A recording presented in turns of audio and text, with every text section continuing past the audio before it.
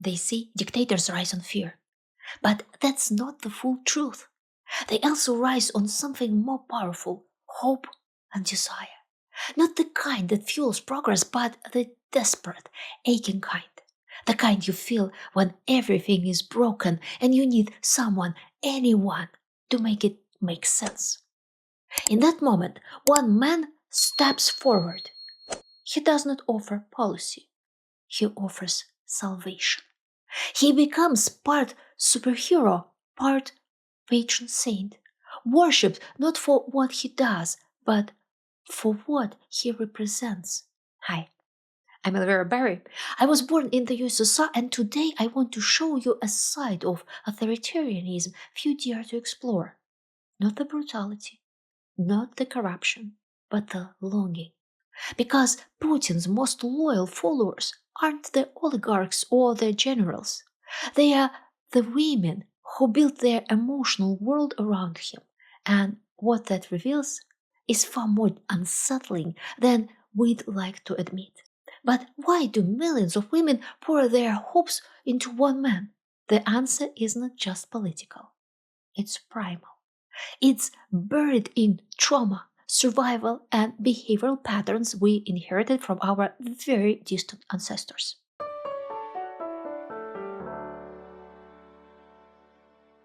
Modern history gives us countless examples of countries that began with promises of people's power only to slide quickly into dictatorship led by a macho strongman.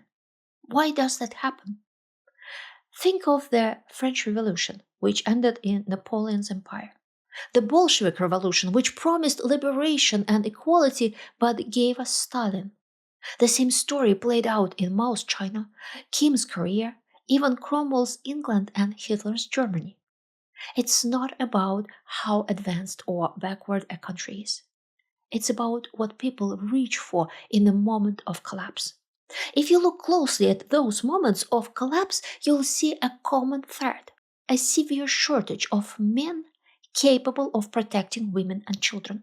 War and repression wipe out entire generations of young men, and many women are left without any viable chance at partnership.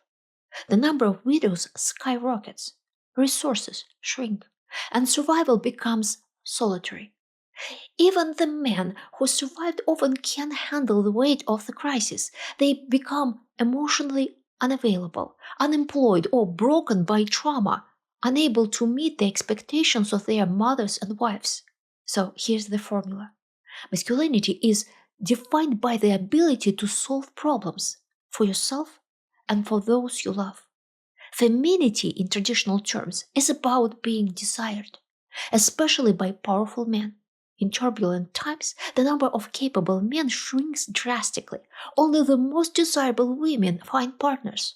The rest are left with either no one at all or men who can't carry the role of protector. The result isn't just disappointment, it's a kind of existential despair. This creates the emotional vacuum where dictators thrive. The world runs on a universal human drive to fulfill one's life purpose. For many women, that purpose is to love and to be loved in return. Most of them fall into what I call the giver personality archetype, and when the role remains unfulfilled, life begins to feel like failure. You can learn more about the giver archetype and others on my website, elvirabary.com, under the Sphinx method. Now, picture millions of women, not young, not conventionally beautiful, and utterly alone. Women who feel like they are failed at their life's purpose, poverty, uncertainty, and a burning hope that someone, some strong man, will finally appear to save them, even if they only ever see him on propaganda posters. That's still hope. It's biology. A program hardwired into our subconscious over thousands of years. A female without a mate must do everything possible to gain the protection of the group's alpha male. She knows she'll never be his favorite, but if she gives him enough attention and loyalty, she'll earn her place. And her children, if she has them, might survive too. This isn't a metaphor. Entire regimes have been built on this instinct, and history gives us chilling examples. Dictatorships are built by women uncertain about tomorrow. They scan the crowd of potential leaders and throw their support behind the one who seems most promising, not for the country, but for themselves. Men compete with one another, but when they sense female energy concentrating around one of them, they often fall in line. Russian deserters from World War I may have brought Lenin to power, but his cult was built by women, office workers who depended on state food rations and pinned their hopes on the supreme leader. Hitler rose on the backs of angry veterans, but it was the widows, the women with no one left to marry, who turned him into a demigod. And Putin? He wasn't made a dictator by his subordinates. He was crowned by women, women broken by the economic collapse of the 1990s. Women who had lost their husbands to death or divorce, or worse, stayed with them and lost all respect.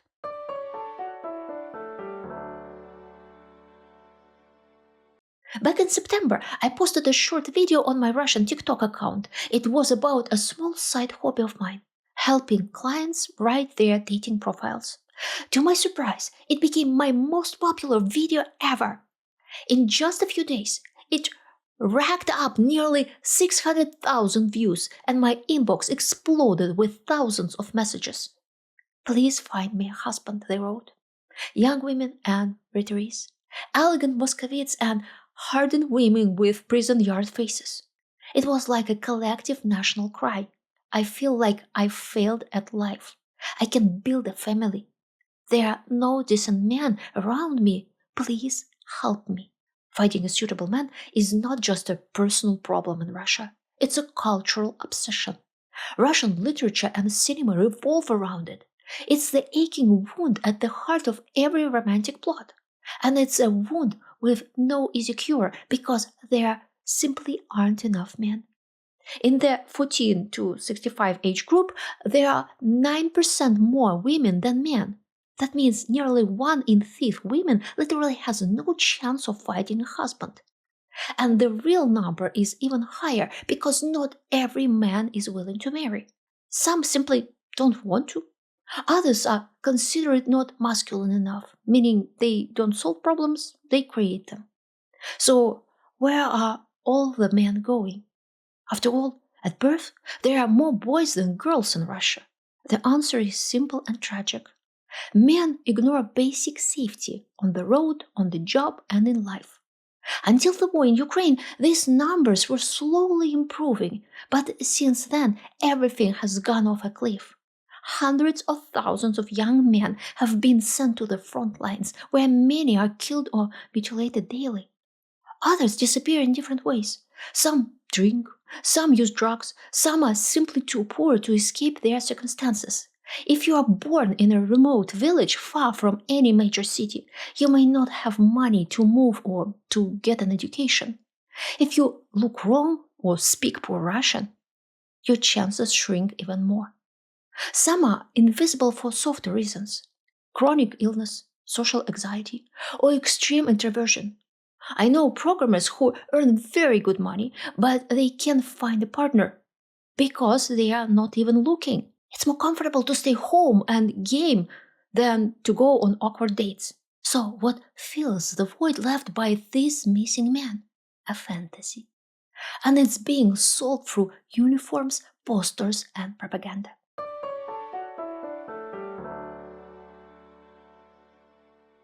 This acute shortage of desirable men has created a surge in demand for masculine energy, masculine imagery, masculine leadership.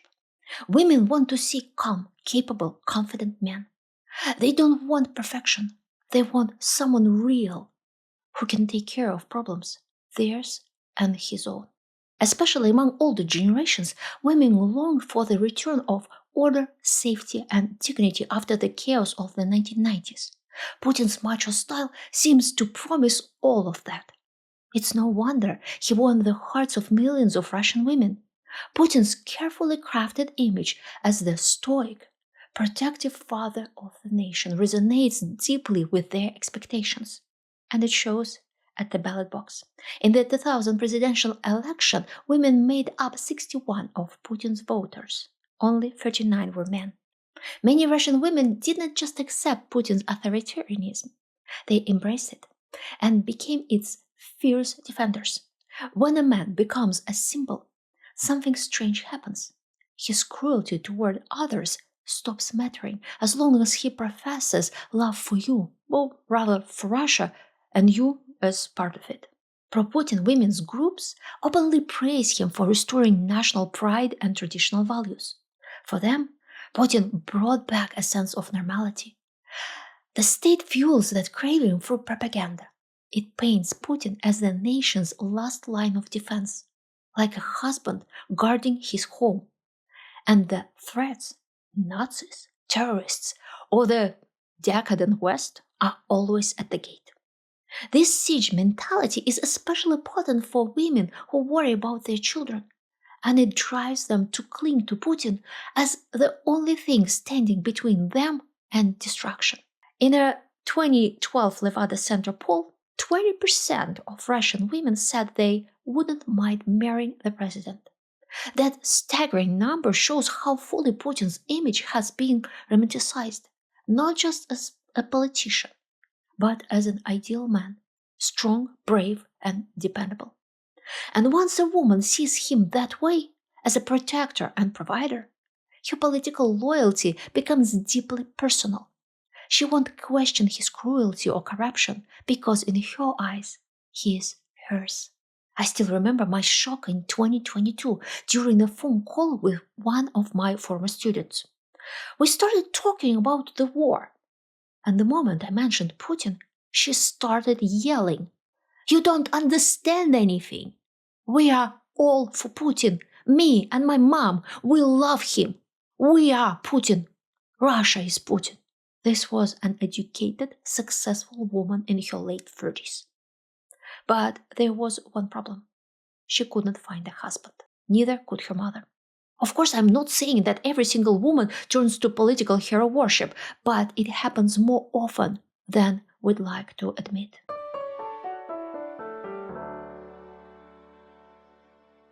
Do you think women, especially in a country that lost millions in World War II just 2 generations ago, would be the loudest voices against war? But today, Russian media and social networks are flooded with pro-war sentiment, and much of it comes from women. These women volunteer, raise funds, and promote military propaganda. At the same time, they aggressively deny the existence of war crimes committed by the Russian army. It's not because the truth is hidden. Anyone with an internet connection can find Russian language evidence from multiple sources, but they choose to look away. Anything they don't like is dismissed as Ukrainian propaganda, Photoshop, or deepfakes. And when the evidence becomes too overwhelming to deny, they start yelling, not to defend the soldiers or even Putin, but to defend themselves. Because if they admit the truth, they'd have to confront the terrifying thought that they are no different from the women who once adored Hitler while he invaded their neighbors. In today's Russia, a new version of reality has taken shape, a fantasy world built for those who crave masculine aesthetics. In this imagined world, men are strong, brave, and honorable. They protect the nation from any enemy. They ensure that the fragile happiness of a lonely, vulnerable woman remains untouched. All across Russian cities, giant posters show handsome, heroic soldiers in sleek modern uniforms inviting young men to join the war. But they also sell something else, a vision of a glorious, traditional world. A world where strong, sober, protective men in camouflage are plentiful. Enough, apparently, to go around for every patriotic woman who's busy weaving camouflage nets or knitting socks for the front. But what happens to these women when the soldiers come home? I explore this in a separate video, but the short answer is they are in for a rude awakening. Because the men returning from war won't be the noble warriors they saw on TV. They'll be broken men, used to violence, trained to kill, traumatized beyond repair.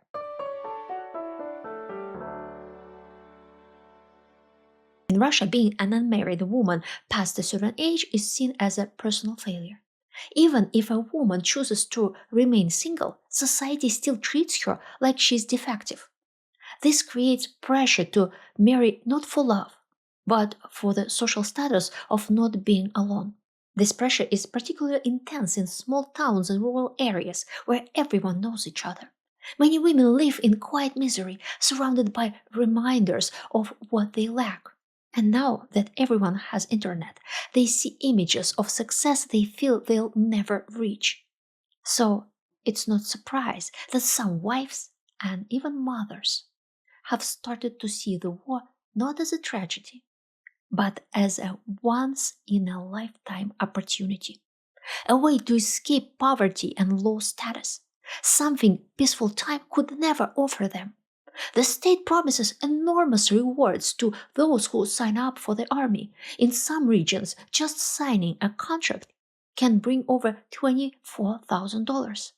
Monthly salaries reach around $2,000 plus benefits. For men who normally makes $300 to $400 a month or less, this is life-changing money. And yet the enlistment numbers remain low, so the payouts grow higher. The state offers cash for injury or death of the soldier, enough in some cases to buy an apartment. Many women have done the math. Why live with a useless Seryoja or Sasha, especially if he drinks, hits his family, or contributes nothing, when you can send him off to war, collect the payment, and secure your children's future? If he dies, no one will mourn. He was not loved to begin with. That's how a monstrous phenomenon emerged, women sending off their unwanted men to war and not really hoping they come back.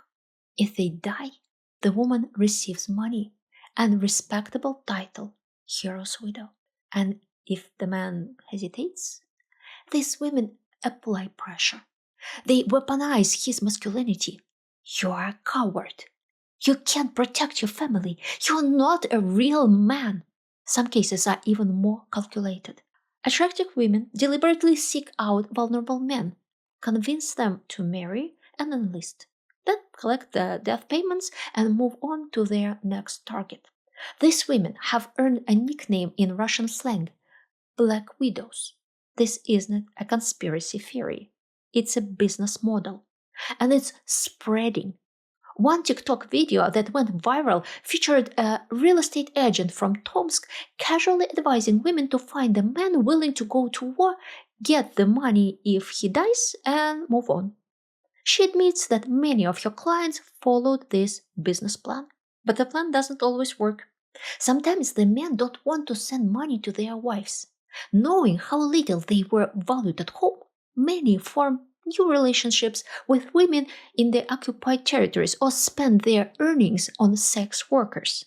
Some lie about getting leave and stay with their mistresses, never going home at all.